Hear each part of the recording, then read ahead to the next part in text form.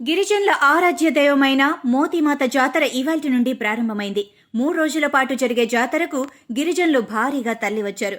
గిరిజన మహిళలు భక్తి శ్రద్ధలతో అమ్మవారికి తీపి నైవేద్యాలను సమర్పించి ప్రత్యేక పూజలు నిర్వహించారు.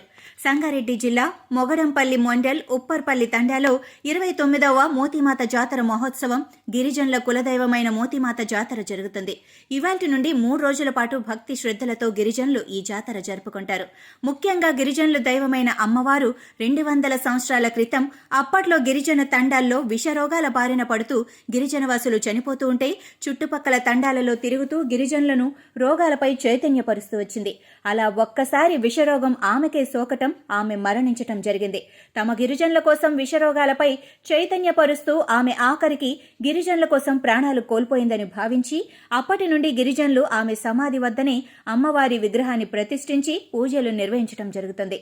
అమ్మవారు తాము కోరిన కోరికలు తీరుస్తుందన్న నమ్మకంతో భక్తి శ్రద్ధలతో అధిక సంఖ్యలో మన రాష్ట్రంతో పాటు కర్ణాటక, మహారాష్ట్ర, ఆంధ్ర రాష్ట్రాల నుండి గిరిజనులతో పాటు కులమతాలకు అతీతంగా పూజలు నిర్వహించి మొక్కులు చెల్లించుకుంటారు.